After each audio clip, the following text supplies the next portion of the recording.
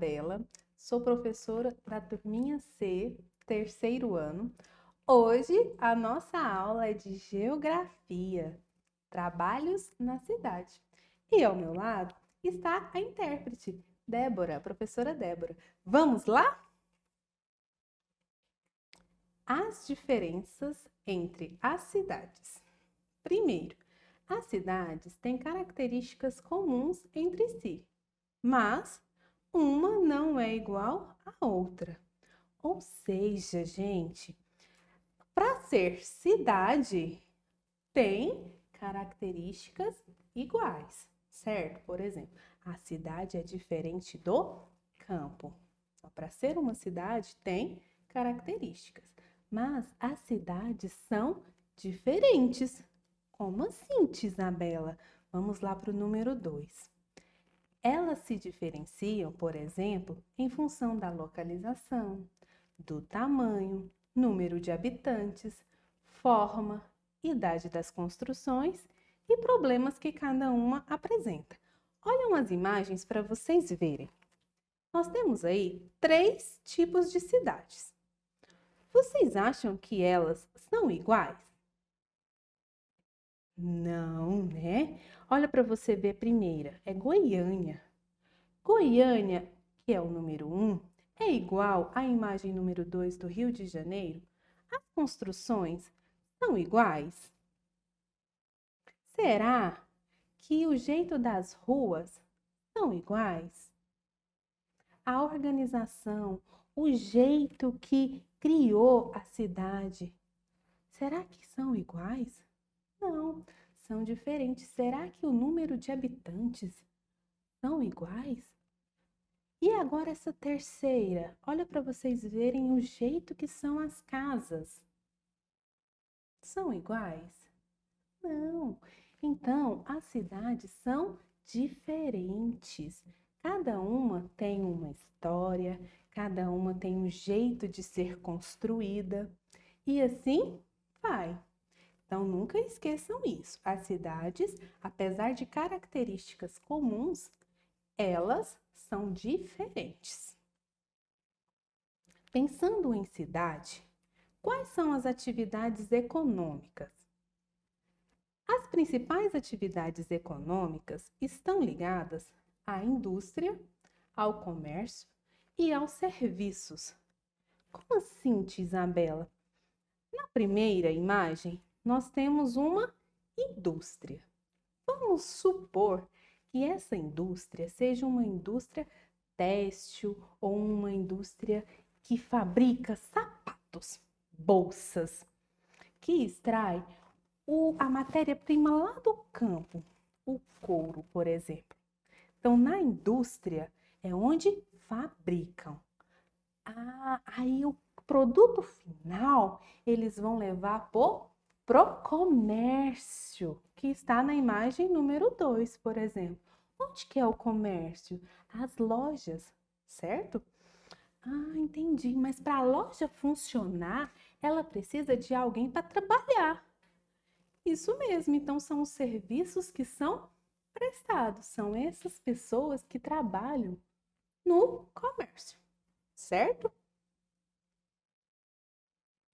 Então, falando nisso, vamos começar melhorando e falando mais um pouquinho sobre a indústria. O que seria a indústria? É possível fabricar mercadorias em grande quantidade e em ritmo acelerado. Ou seja, pensam como era antigamente. Por exemplo, nós estávamos falando da fabricação de sapato. Antigamente, antes das fábricas, eram os artesãos que faziam o sapato. Será que seria rápido igual é agora? Acho que não, né? Por quê? Porque o artesão, desde capturar a matéria-prima até a fabricação e chegar ao produto final, levava um tempão. Com as fábricas, as indústrias, isso pode ser mais rápido e em maior quantidade. Então, a indústria veio também para facilitar as nossas vidas. Já pensou se para cada sapato que você fosse usar demorasse mais de mês para ser fabricado? Às vezes o seu pé já estava até maior. Então a fábrica e a indústria já veio nesse sentido, para facilitar, para produzir em alta escala, certo? Vamos ver um segundo ponto. A maioria estão localizadas nas cidades, onde se concentram fatores importantes para essa atividade, como o fácil acesso, as fontes de energia, as vias de circulação e a tecnologia. E também maior número de trabalhadores e consumidores. Observam para você ver que a facilidade da cidade é maior do que a do campo. Por isso que as indústrias, elas são situadas, na maioria das vezes, nas cidades. Olham para vocês verem as imagens. Nelas vocês observam 3 tipos de indústrias. Onde a indústria é boa também para o trabalho, para o trabalhador. Geralmente, nas indústrias, vem até as pessoas que moram no campo. Ah, mas a indústria também causa alguns probleminhas. E esses problemas são ambientais. Vamos entender um pouquinho melhor? Primeiro, um dos problemas ambientais enfrentados é a poluição. Quando não há fiscalização, as indústrias liberam poluentes no ar, nos rios e também descartam muitos resíduos sólidos. É importante que os resíduos industriais recebam tratamento adequado. Como assim, tia Isabela? O nosso planeta é de quem? O próprio, eu já falei, né? É o nosso. Sendo nosso, nós temos que cuidar, certo? E as indústrias, quando não têm essa fiscalização, ela deixa de se preocupar com o meio ambiente, por exemplo, com a poluição. Então, alguns resíduos industriais são jogados nos rios. Aquela fumaça vai para onde? Para a nossa atmosfera. Então, ou seja, esse problema ambiental também é um problema nosso e nós temos que cobrar isso, porque nós temos que cuidar do nosso planeta, certo? E as indústrias têm um papel importante na sociedade? Sim, então ela tem que ter uma responsabilidade também, certo? Olha para vocês verem as imagens. Aí nós percebemos, olha essa fumaça na imagem 1, os rios.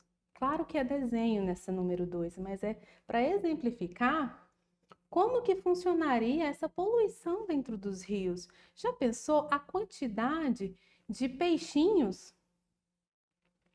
Não seria legal, né? Mas a poluição é somente com as indústrias? Já vou puxar um pouquinho para nós também. Nós também temos que ter responsabilidade. Às vezes, um papelzinho que você joga do lado de fora do ônibus ou do carro, do vidro, aquele papelzinho você está poluindo o meio ambiente. Ou, por exemplo, dentro da sala de aula, você vai apontar o lápis e deixa aquela sujeira na sala de aula. Você também está poluindo, porque aquele é um ambiente da escola, certo? Então, em todos os lugares, você tem que ter a consciência de cuidado, porque aquilo que a gente ama, a gente cuida e zela. E o nosso ambiente, meio ambiente, a gente ama. Certo, o trabalho na indústria envolve o manuseio de máquinas, ferramentas e produtos diversos, o que gera risco aos trabalhadores. Para evitar acidente, tornou-se obrigatório o uso de equipamentos de proteção individual. Como assim, tia Isabela? Por exemplo, vamos imaginar uma indústria. Naquela indústria tem várias máquinas. E às vezes, para o operador da máquina trabalhar, é perigoso, certo? Pode ocorrer algum acidente. Então, esses equipamentos de segurança é justamente para evitar esses acidentes. Então, tornou-se obrigatório. Às vezes, para você visitar uma fábrica, tem essas placas indicadoras.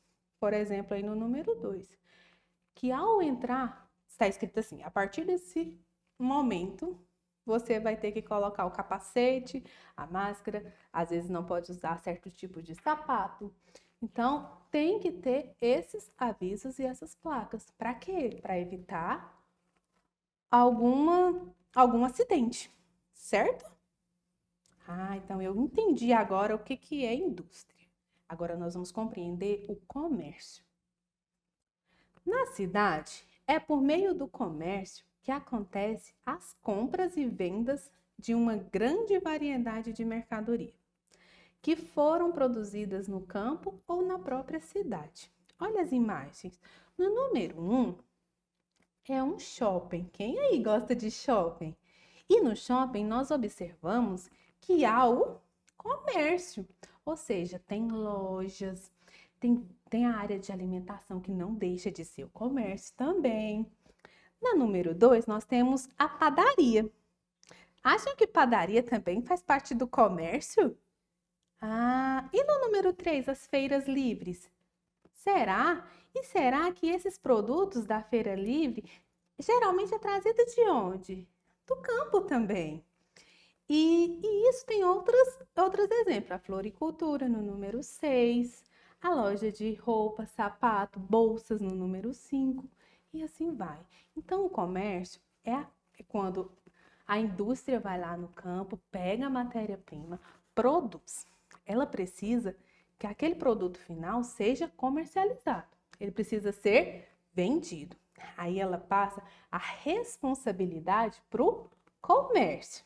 Aí o comércio vai produzir, ou vai vender esse produto. Tá bom, tia Isabela, o comércio vai vender, mas para o comércio funcionar, nós precisamos de prestadores de serviços. Então prestador de serviços são realizados por profissionais que atendem tanto a população urbana quanto os moradores do campo. Isso mesmo. Que tipo de serviço que nós temos aqui na cidade? Por exemplo, um hospital. Um hospital precisa de quê para funcionar? De funcionários. Precisa de médico? Precisa de enfermeira? Isso são quem presta o serviço. E em uma escola, igual a imagem número 2?